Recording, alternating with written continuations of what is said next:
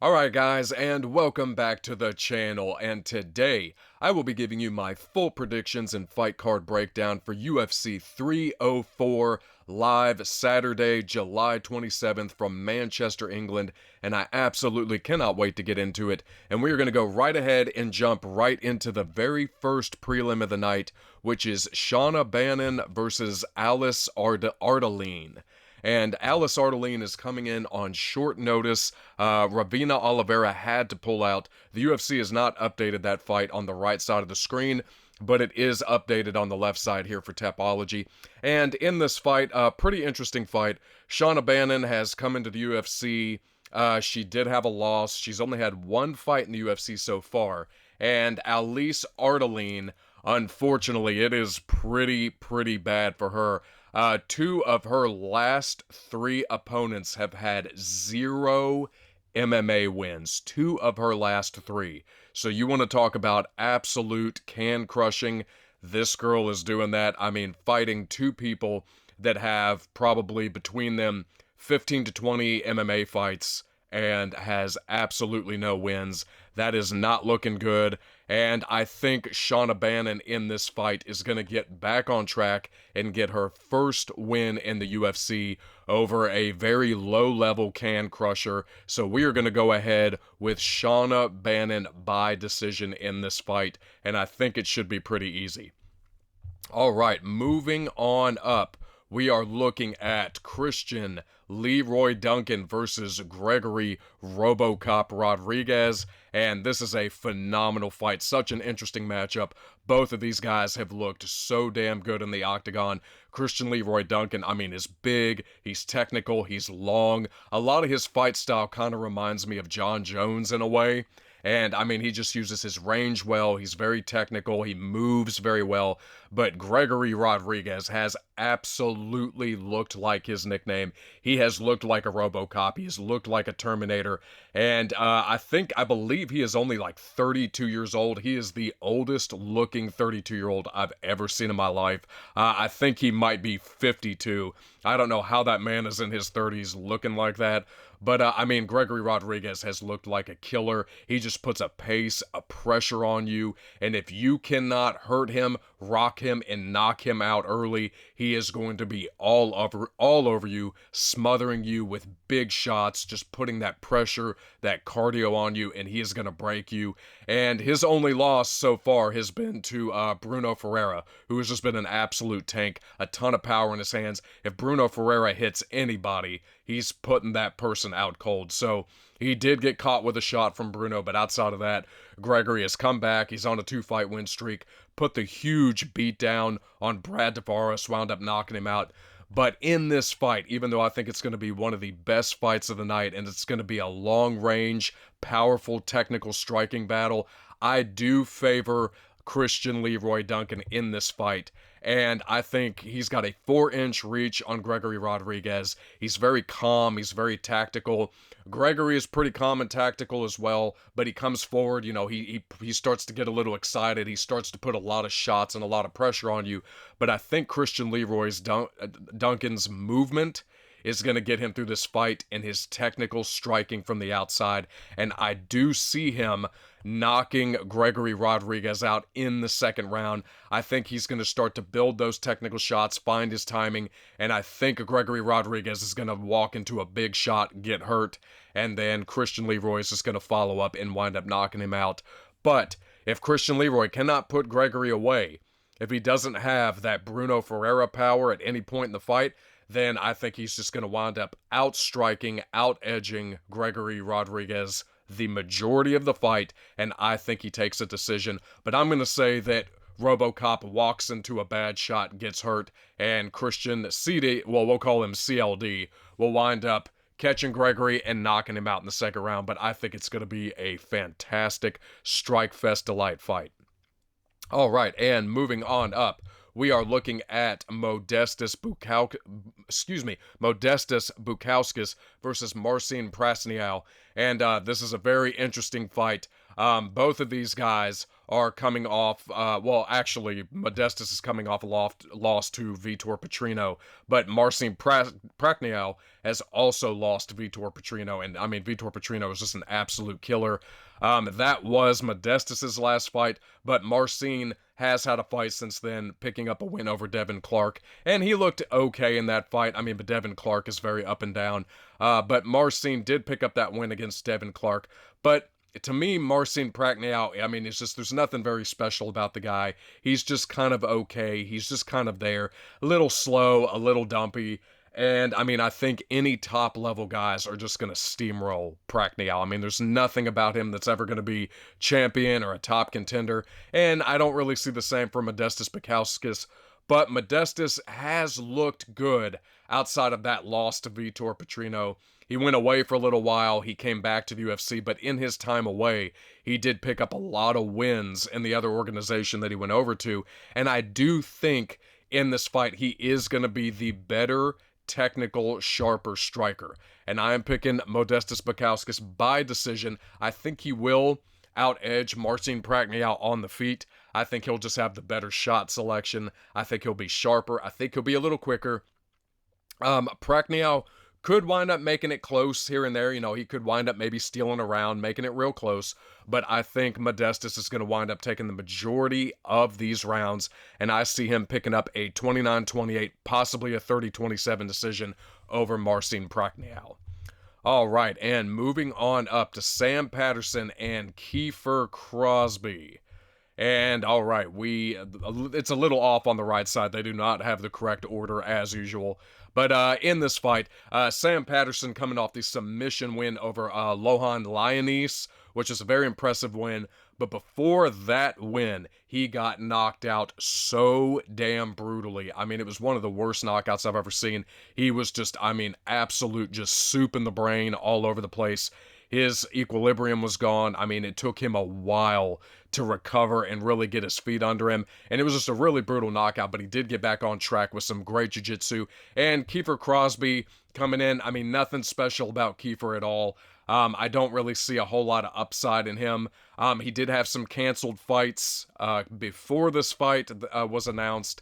And outside of that, I just think Sam Patterson is going to get back on track from that brutal knockout from, I believe it was last year, might have been a few months ago, but he has picked up that win by rear naked choke in his last fight, and his jiu-jitsu is looking like it's going to be his thing. So I think Sam Patterson in this fight is going to get back on track and get a second win, and I think he is going to submit Kiefer Crosbie in the first round, and I think he'll make it look pretty easy. He made it look very easy in his last fight against Lionese, and in this fight, I think it should kind of be the same, and he will wind up picking up that submission win in the first round, possibly the second.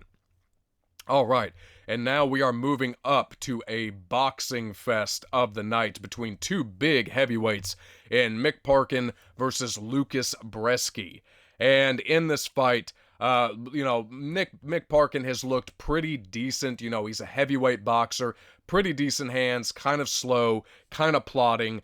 He did lose to, I'm sorry, that's Brzeski that I'm thinking of there. Mick Parkin actually has been on a streak so far. I mean, the boxing has looked good. He's looked pretty sharp, you know, picking up some pretty solid wins. But Lucas Brzeski, on the other hand, has just looked awful. He has wound up getting knocked out by Waldo Cortez Acosta, Carl Williams, and he did lose to Martin Buday. And he's just a very dumpy, slow heavyweight. Nothing special about him all. I don't see anything in his skill set that says that he should wind up winning this fight. I mean, losing to Waldo Cortez Acosta and then getting knocked out by a slow, kind of dumpy heavyweight like Martin Buday. Actually, I don't know if Martin Buday knocked him out. I believe he lost to a decision. But if you're losing to Martin Buday, who's nothing special, I mean, it's just not looking good for you. And Mick Parkin has just looked pretty decent with the boxing, not really knocking anybody out. Did have the win over Muhammad Usman. And I think in this fight, Mick Parkin is going to wind up picking up the decision win over Lucas Brzeski. I do see him just standing in the pocket with him, outstriking him clearly in every round. I mean, it shouldn't really be too much of a problem for him. He might wind up knocking Brzeski out, because the chin has just not been there with his last few fights and the guys that he's lost to. But I mean, Mick Parkin has not really showed any knockout power so far.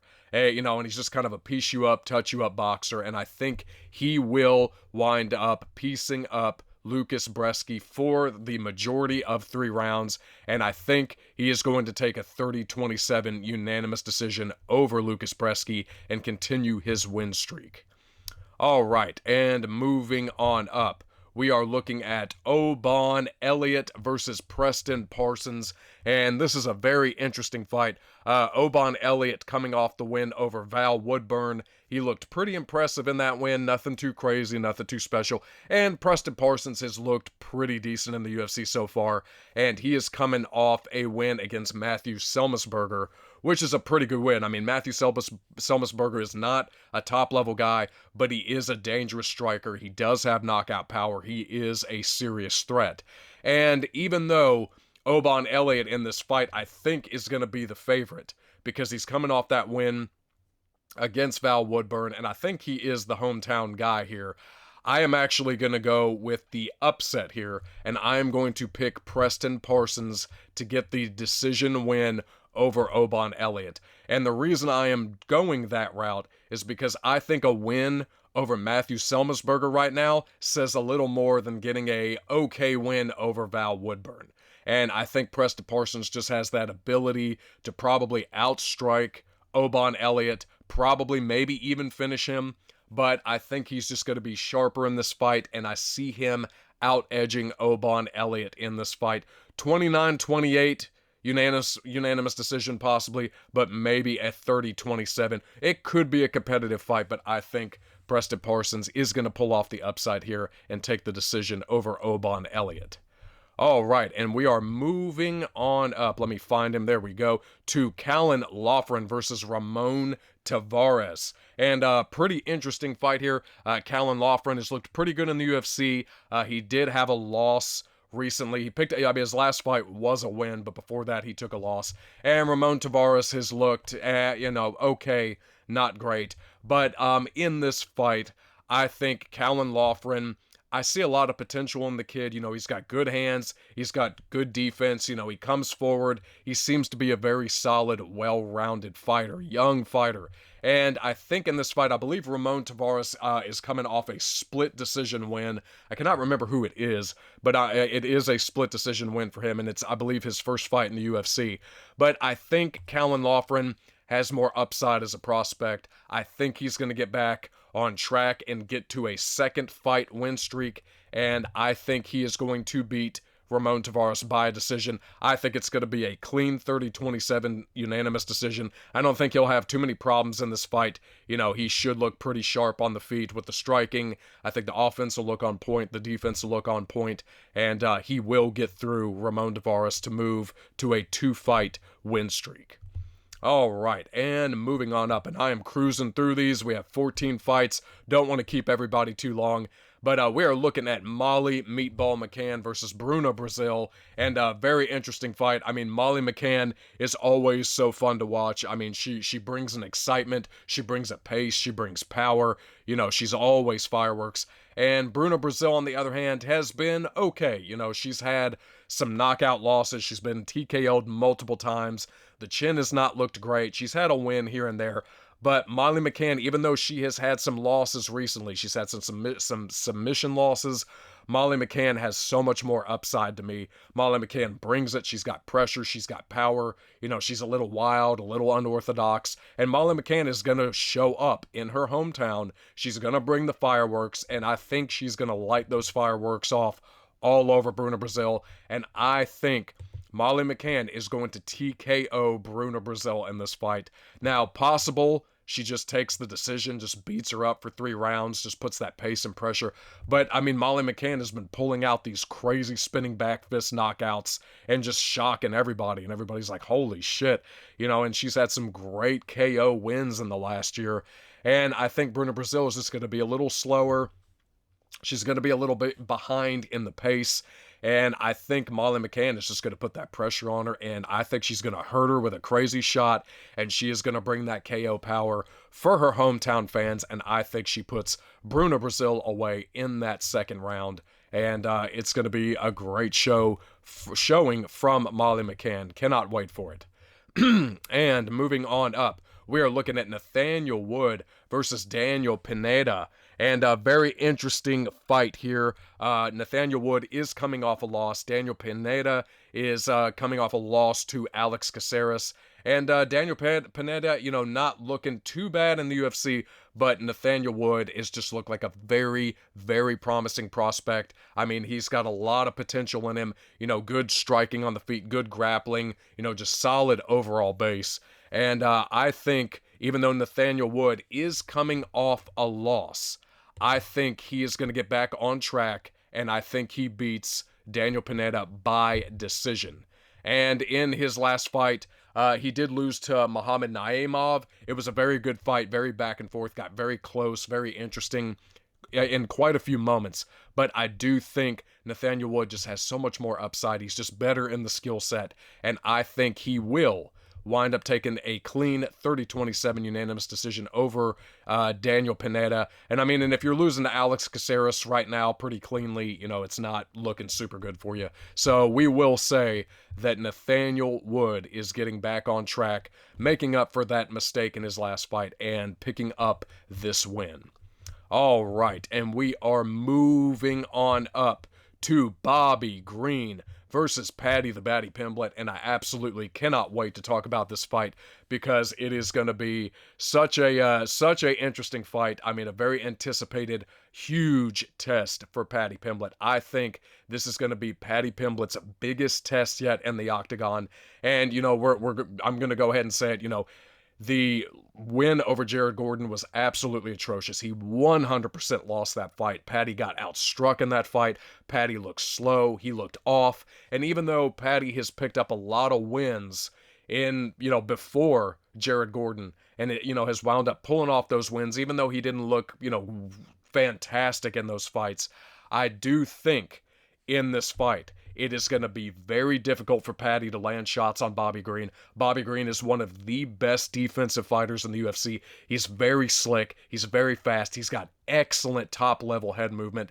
You saw the beating that Bobby Green put on Jim Miller. Absolutely brutalized him. Jim Miller could not hit him clean. I mean, and Bobby Green just tore him up with the jab, moving so lightning quick on the feet, popping him in the face, and Jim Miller just could not handle that beatdown, man. I mean, and he was just getting cut up, beat up bad. And Paddy overall, his striking has looked okay, like he's got power, but his striking is not super technical. It's actually pretty sloppy at points. And you saw him get cracked in his first UFC fight. I forget the guy's name, but the guy cracked him and hurt him, almost knocked him out. So Paddy has been cracked. He has been hurt. He does have defensive holes in his striking, and he throws wide looping shots. And his striking is kind of slow. It's at a slower, mild pace.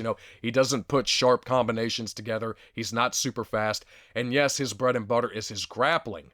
But you're not just going to take someone like Bobby Green down. You're not just going to get a hold of someone like Bobby Green and easily take him down unless you are Islam Makhachev. You are not just going to simply take Bobby Green down. So I think in this fight, Bobby Green is going to be fast enough. I think he's going to be slick enough on the feet. And I think he is going to wind up outstriking Paddy Pimblett and giving him his first official loss in the UFC. And I am picking Bobby Green by decision to pull off the upset and show Paddy the Baddy that the hype is not fully there. I think he smothers out the hype train. He shuts it down. And I think Bobby Green winds up outstriking Paddy. I think he's too fast on the feet. He's too quick.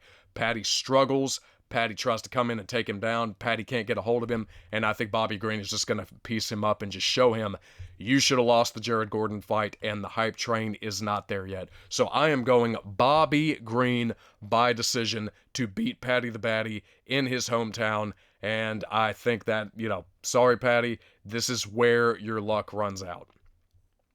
All right, and we are moving on up to Muhammad Mokaev versus Manel Kape in a very, very interesting fight here. Muhammad Mokaev has looked very impressive. I mean, very high pace, excellent grappling. Manel Kape has looked very good recently as well. And in this fight, Manel Kape is on a 4-fight win streak. And he has looked very impressive. You know, he's looked very dangerous on the feet. But Muhammad Mokaev has just looked, I mean, just better and better, and that pace and that grappling and that pressure that he brings, and, you know, he's just nonstop. And I think this could be a very interesting close fight on the feet, but I am going to side with Muhammad Mokaev in this fight to continue his win streak, you know, and he's pulled off a lot of third-round submissions. That seems to be his magic right there. When it hits the third round, that's when he grabs you, traps you, and taps you. And I think it's going to be a really interesting fight because Manel Kape is just very good on the feet, sharp striking, very dangerous. And I think it could be very close. But I'm going to say that Muhammad Mokaev takes a 29-28 unanimous decision, possibly a 29-28 split, possibly, over Manel Kape. I think he's just going to be too much with the pace, the pressure, the grappling, and I think the upside for him is just, I mean, it's very bright. So even though Manel Kape is dangerous and is going to make it pretty interesting throughout the fight, I think Muhammad Mokaev has enough tools to pull off this decision against Manel Kape and continue his very impressive streak. All right, and moving on up, we are looking at Arnold Allen versus Giga Chikadze, and what a phenomenal fight this is. I cannot wait for this fight. Giga Chikadze, you know, had a lot of time off, came back, had a very impressive win over Alex Caceres, wound up breaking his arm in that fight with a big kick, and Alex Caceres was doing very well in that fight up until he broke his arm. And then it just shut off one of his main weapons, and he couldn't do much. And Giga's just a very sharp, nasty kickboxer, nasty, sharp technical kicks, great hands. Giga's very dangerous, but Arnold Allen has just looked like a beast in most of his fights, outside of the loss to Max Holloway, and then the very close, and in my opinion, controversial loss to Movsar Evloev. And I thought Arnold Allen had a very strong case to win that fight. If you really paid attention to that fight, outside of the crazy situation with the down knee and the referee getting involved, Arnold Allen actually had some very solid moments in that fight where you could say, man, he actually kind of stole that round. This is closer than it appears to be. But, you know, Movsar wound up getting that win, but I looked at it like there is a strong case to give Arnold Allen this win. If you really go back and you look at the moments that happened throughout that fight, and it was much closer than people thought. And I think in this fight, even though it's such an interesting, excellent matchup, and Giga's very dangerous on the feet, I think Arnold Allen just has a little more upside. I think Arnold Allen has, you know, excellent striking. He's very well-rounded. You know, he's very defensively responsible normally, and, you know, he brings a pace and a pressure, and he's tactical. He's very thoughtful in what he does in there. And I think Arnold Allen, even though it's going to be a back and forth, I mean, strike fest, and it could be a very close, you know, split 29-28 going either way, I think Arnold Allen is going to get through the kickboxing of Giga Chikadze. I think he's going to wind up shutting him down with his pressure, the better combination striking, and I think Arnold Allen is taking a decision win over Giga Chikadze and getting back on track from these last two losses. I mean, Arnold has eventually got to get back on track. He is very talented. He is very sharp. He is very, you know, all together as a package as a fighter, you know, very impressive. And even though Giga had the time off and had the good win over Alex Caceres, I think if Alex Caceres had not broken his arm in that fight, I think he would have absolutely given Giga all kinds of problems, and I think he would have actually wound up beating Giga. I mean, he was having moments in that fight where it looked like, oh, Giga might be kind of struggling here, because, I mean, Alex Caceres is sneaky good. You know, he's not great, but he's sneaky good, and he will give you problems. And Giga was struggling up until he snapped his arm. So I think Arnold Allen will get back on track in this fight, and I think he takes a decision win over Giga Chikadze. All right, and we are moving on up to the co-main event of the night, and I absolutely cannot wait for this fight. We are getting a rematch after a few years. A very unfortunate situation in the first fight, Tom Aspinall blowing out his knee. I mean, putting him on the shelf for over a year. Very, very unfortunate injury for Tom. But ever since Tom has come back, he has looked like an absolute Terminator. I mean, just steamrolling everybody. What he did to Sergey Pavlovich was absolutely amazing. I mean, cracking him with that right hand, wobbling him, and then following up and knocking him out like that. Absolutely phenomenal. I mean, and Sergey Pavlovich is the scariest striker in the heavyweight division right now. The scariest one-punch striker. He's not super technical, but he has that Francis Ngannou godlike power in his hands where, he's just steamrolling everybody. And Tom has just looked, fantastic in his comeback. And he just has so much upside, so much potential to have that future heavyweight fight with Jon Jones that could be so damn good and so interesting.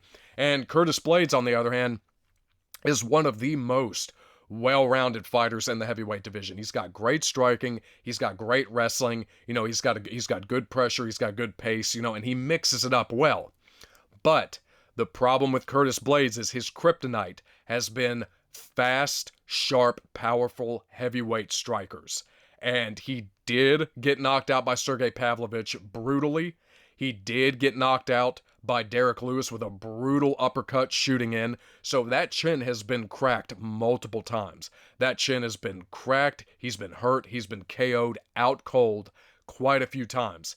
And guys that just have that godlike power in their hands, or heavyweights that are just a little faster on the feet, tend to give him problems. And I think in this fight, even though it's going to be very interesting for maybe the first minute or two, I think Tom Aspinall is the best heavyweight. Outside of Jon Jones right now, I think he is the best heavyweight on the planet. His footwork is amazing. His speed is going to be the key in this fight, and speed kills. And I don't think Curtis Blaydes is going to be able to put up with the speed of Tom Aspinall. He's too light on the feet. He hits like a fucking Mack truck, and when he touches you, you fall. And I think Tom Aspinall is going to get through the defense of Curtis Blaydes. That footwork is just going to be too crisp, too light, and I think he's going to catch Curtis Blaydes with a nasty shot, hurt him, rock him, and TKO him, and get that win back that he probably should have gotten about 2 years ago in the first fight. But unfortunately, the knee gave out, and we didn't get to see that. But even though I love Curtis Blaydes, and he's coming off that very impressive win over Jailton Almeida, which I predicted correctly, I think Curtis Blaydes is just going to hit a wall in this fight, and it's going to be night-night for him because that chin's been cracked too many times. It's not going to get better as you age, and Tom Aspinall is a freight train on, just rocket skates. So he is cracking Curtis Blaydes, knocking him out, and he moves on to a potential future fight with Jon Jones to unify the belts. All right, and we are moving on up to our main event of the evening, and I cannot wait for this fight. We are looking at Leon Edwards versus Belal Muhammad, the rematch. We are finally getting the rematch, and the UFC is having to bite their tongue, swallow their pride, and everybody is just going to have to put up with this. But Belal Muhammad is finally getting his title shot after a fucking 8-fight win streak. He's been bitching and moaning and complaining about it, and nobody wants to see Belal fight for a belt. And not trying to shit on the man too much, but he's just not an exciting fighter. He has, his personality's not there, his fighting style's not there. He's just a pretty boring wrestler. Nobody wants to really see him fight for a belt, and that is absolutely why the UFC has avoided giving him a title shot for so long. They have put it off and put it off and put it off, but now they can no longer deny him. And at the end of the day, no matter how much you dislike a fighter, no matter how boring he is in the cage or in his personal life, you have to go off wins. You have to go off of the results that they're producing in the cage. And if you're winning fights, you're going to get a title shot, and he has more than deserved this title shot. So we are finally going to get this rematch, and we all know how that first fight went down. Leon was starting to piece Belal up, cracking him with hard shots, beating him on the feet. And Belal looked like he was starting to have absolutely no answers to Leon at all. Had no takedowns, couldn't get him down, was getting cracked with big shots. And then the unfortunate eye poke happened, and it was a bad eye poke. One of those eye pokes where you go, oh no, that's totally justified. You can't fucking see. That eyeball looks like it's about to fall out of your head. And, we didn't get to see the end result of that fight, but we all know what was coming in that fight. Leon was piecing Belal up, and there was no doubt about it. And in this fight, I think it is going to be the exact same result. I think Leon is too sharp on the feet. His striking is too damn good. He's too damn technical. That boxing is so sharp. And Leon has only looked even better since his wins over Usman. I mean, him head kicking Usman into the fucking next universe out cold, and then beating him in that second fight says so much about his growth as a fighter and where he's come. And Leon is on a 13-fight win streak outside of the no contest eye poke with Belal. So outside of that, 13 fights he has won. I mean, that is so credibly impressive, and Belal has been on a 10-fight win streak. So it is just, I mean, both of them on huge streaks here, and I think Leon is just going to be too sharp, too quick, too powerful on the feet, and he very well could knock Belal Muhammad out, even though it doesn't happen too often. But I think Belal is going to pressure, Belal is going to look to grapple, he's going to look to tie up. He might possibly get Leon down, maybe once or twice, maybe times a good shot under a combination gets him down. But I think even though Belal might be able to have a small bit of success in some areas, I think overall Leon is just going to be too quick, too sharp, too powerful on the feet, and I think he's just going to beat Belal Muhammad up for 5 rounds and take a clear 49-46 or 50-45 decision on the cards. I think he's just going to win every round pretty comfortably. Belal could wind up stealing a round, making it a 49-46, maybe a 48-47 at the least, but I think Edwards is going to be too much on the feet, and it won't be too much different from the first fight. So we will be taking Leon Rocky Edwards by decision to get rid of Belal Muhammad forever, because if he loses this fight, he's never getting another title shot again. That's guaranteed. And that puts Belal to bed, and Leon moves on to continue his very impressive and dominant welterweight champion streak. All right, ladies and gentlemen, well, that is it for these predictions. I hope you enjoyed it. If you liked what you saw, please hit the like button. Please subscribe to the channel. It massively helps me out. And I will see you for my predictions for 305. Take care.